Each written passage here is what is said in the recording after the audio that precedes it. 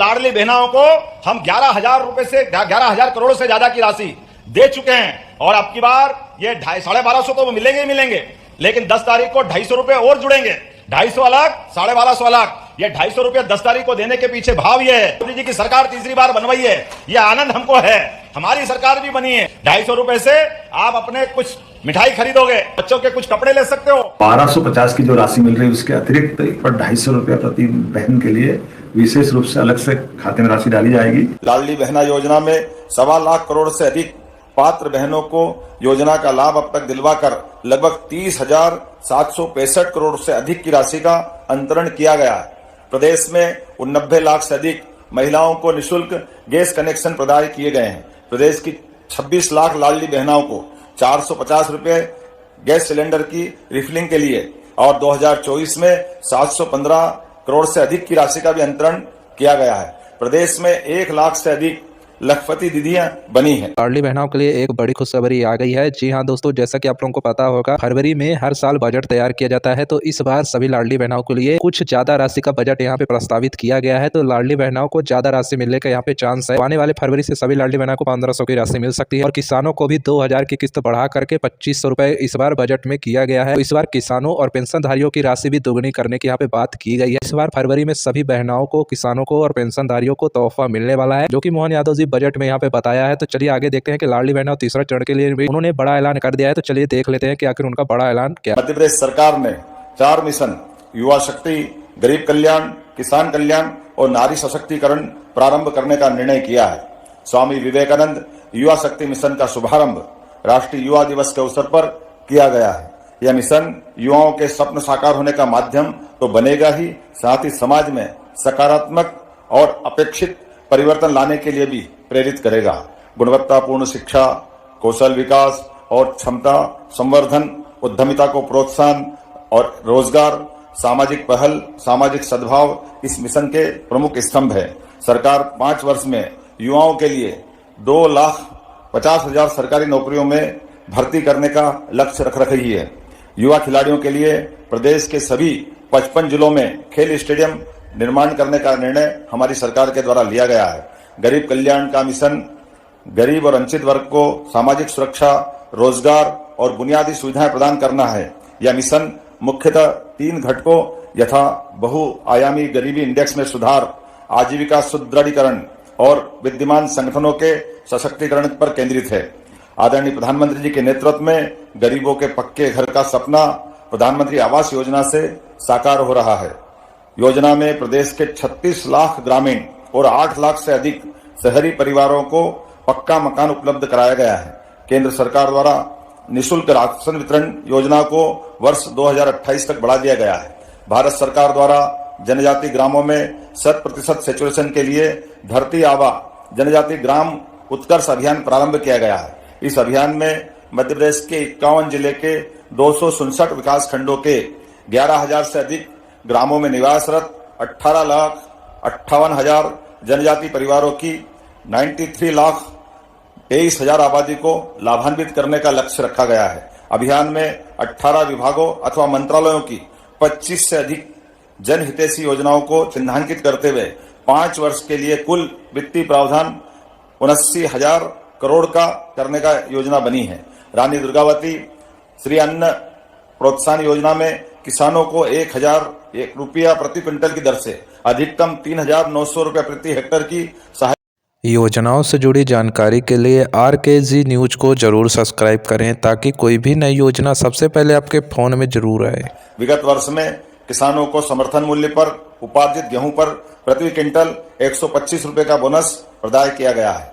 मध्य प्रदेश में कृषि उत्पादन में निरंतर अग्रणी स्थान बनाए रखने की जिद है और मुझे इस बात की प्रसन्नता है, लगातार कृषि कर्मण पुरस्कार जीतते हुए हम अपने इस रिकॉर्ड को कायम रखे हुए हैं। लेकिन अब मुख्यमंत्री सोलर पंप योजना अब प्रधानमंत्री कृषक मित्र सूर्य योजना के नाम से हमने लागू की है, जिसके कारण कृषकों को सौर ऊर्जा के लाभ से लाभान्वित करने के लिए प्रदेश में अस्थायी विद्युत कनेक्शन लेने वाले लगभग 1.25 लाख किसानों को सौर ऊर्जा पंप प्रदान किए जाएंगे।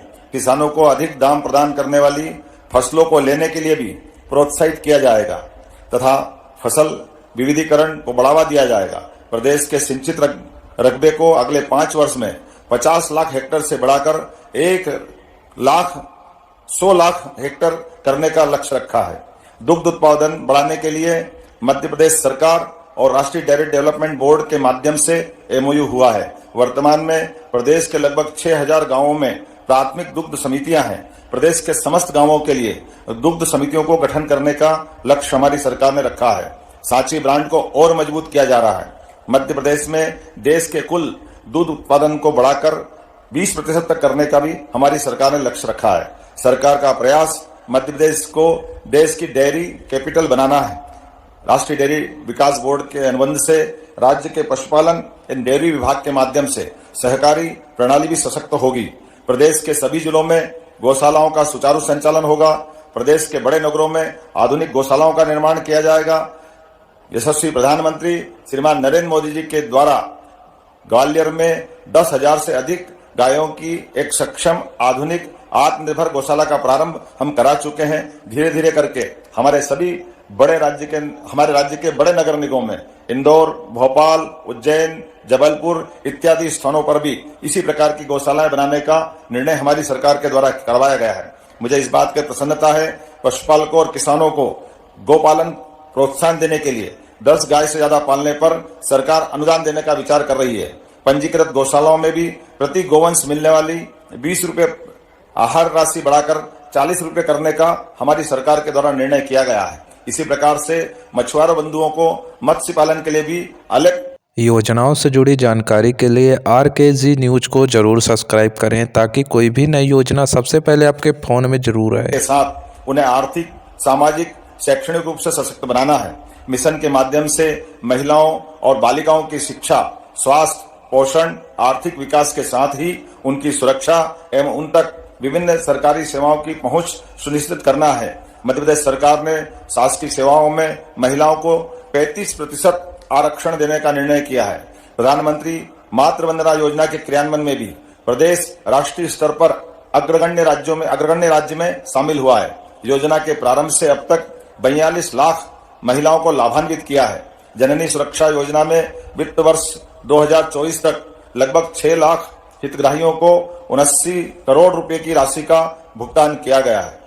महिला श्रम पर आधारित उद्योगों, विशेष रूप से रेडीमेड गारमेंट्स इंडस्ट्री में प्रति महिला श्रमिक 5,000 रुपए के मान से प्रोत्साहन राशि देने का निर्णय हमारी सरकार के द्वारा किया गया है।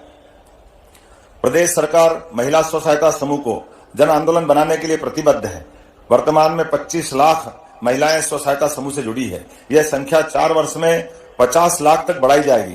प्रदेश के 313 विकास खंडों में वृंदावन ग्राम योजना में एक ग्राम वृंदावन के रूप में विकसित किया जाएगा। प्रदेश में ग्रामीण जिलों में जल गंगा संवर्धन अभियान को अच्छी सफलता मिली है। इस अभियान को प्रत्येक वर्ष आयोजित करने का निर्णय हमारी सरकार के द्वारा किया गया है। वर्ष 2025 को उद्योग और रोजगार वर्ष घोषित किया गया है। अब तक उज्जैन, जबलपुर, ग्वालियर, सागर, रीवा, नर्मदापुरम और शहडोल में संपन्न 7 रीजनल इंडस्ट्री कॉन्क्लेव में निवेश के कई महत्वपूर्ण प्रस्ताव प्राप्त हुए हैं। मुंबई, बेंगलुरु, कोयम्बटूर, कोलकाता और पुणे में रोड शो आयोजित किए गए हैं, जिनके माध्यम से 1 लाख करोड़ से अधिक के निवेश और भोपाल में खनन कॉन्क्लेव में 20,000 करोड़ से निवेश के प्रस्ताव, यूके, जर्मनी के माध्यम से 78,000 करोड़ से रुपयों के अधिक निवेश के प्रस्ताव, संयुक्त प्रयासों से अब तक 4,17,000 करोड़ रुपए से अधिक के निवेश, जिसमें लगभग 4 लाख से अधिक युवाओं को रोजगार के अवसर प्राप्त होंगे। मध्य प्रदेश में उद्योग के विभिन्न योजनाओं से जुड़ी जानकारी के लिए RKG न्यूज को जरूर सब्सक्राइब करें ताकि कोई भी नई योजना सबसे पहले आपके फोन में जरूर आए। सबसे आकर्षक राज्य का अपना दर्जा पाया है।